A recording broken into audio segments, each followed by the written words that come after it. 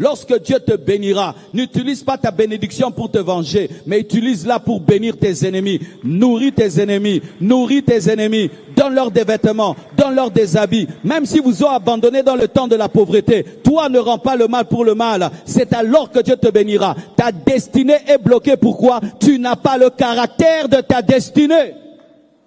Donne-moi l'amen, hein? Le caractère, c'est ça l'aéroport de la bénédiction. Lorsque Dieu dit je te bénirai, c'est l'avion qui décolle.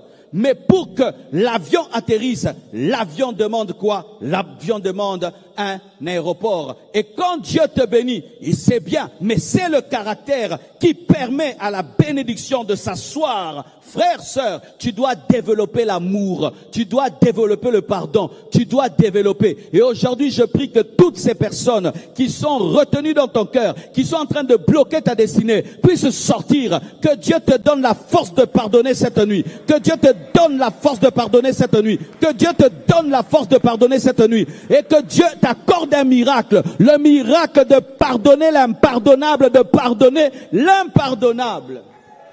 Oh, donne-moi la main, hein.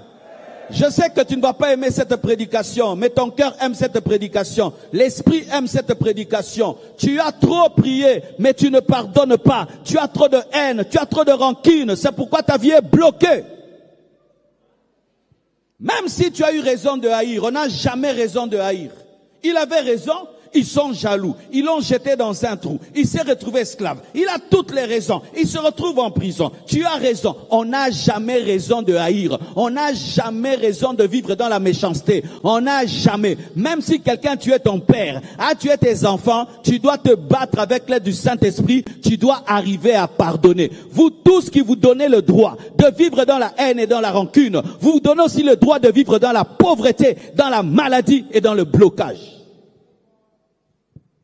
J'ai le droit, il m'a fait le mal, il m'a fait le mal. Mais même les païens, quand on leur fait le mal, ils rendent le mal. Quand tu rends le mal pour le mal, en quoi tu es différent d'un païen? Quand toi tu ne salues que les gens qui te saluent, en quoi tu es différent d'un païen? Quand tu n'aimes que les gens qui t'aiment, en quoi tu es différent d'un païen? C'est ça le problème des chrétiens. Ils prient plus que les païens, mais dans le caractère et l'amour, ils sont comme des païens. Des fois, lorsque le diable veut te voler ta bénédiction, il pousse quelqu'un à te faire le mal. Quand Dieu parle, le diable aussi entend. Si ici on commence à donner une prophétie, mon frère, Dieu va t'élever, il va te bénir. Même les sorciers entendent, même le diable entend. Il dit, ok, comment je veux bloquer la bénédiction? Oh Dieu, je le connais. Pour qu'il bénisse un homme, il doit avoir l'amour. Il pousse quelqu'un à te faire le mal. Les gens te décevoir, les gens te trahir. Maintenant, ça change ton cœur. Moi, je veux plus aider les gens. Moi, je veux plus aider les gens. Tu ne sais pas que quand tu es en train de prendre des décisions, tu es en train de chasser ta bénédiction. Vous tous ici qui avez pris des décisions pareilles, je n'aiderai plus personne.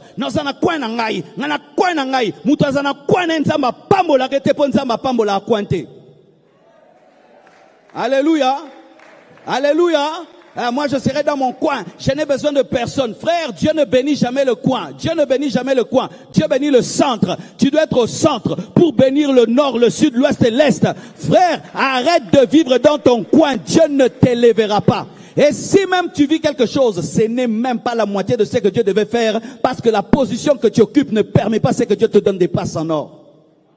Imagine quelqu'un qui est numéro 10 ou numéro 9, il doit marquer de but, mais il ne passe jamais devant, il est toujours derrière. Est-ce qu'il aura des bonnes passes? Même s'il marque une fois, ce ne sera pas la totalité des points qu'il devait avoir. Mais s'il était tout le temps côté du but, c'est là qu'on allait lui passer. Il est temps que tu puisses quitter ton isolement et que tu vives avec les gens pour que Dieu te bénisse. Tu dois pardonner, tu dois pardonner. Tu vis tout le temps dans ta chambre parce que les membres de ta famille t'énervent. Tu es tout le temps dans ta chambre, tu ne causes avec personne, tu es dans ta chambre. Dieu va bénir une chambre, hein? Dieu va bénir une chambre, Dieu va bénir une chambre, Dieu va bénir une chambre. Tu ne parles avec personne, tu ne causes avec personne. Mais maintenant si Dieu te bénit, ça va profiter à qui? Ça va profiter à qui? C'est pourquoi vous priez beaucoup et les choses ne viennent jamais dans vos vies parce que vous n'êtes pas positionné par rapport à ce que Dieu veut faire.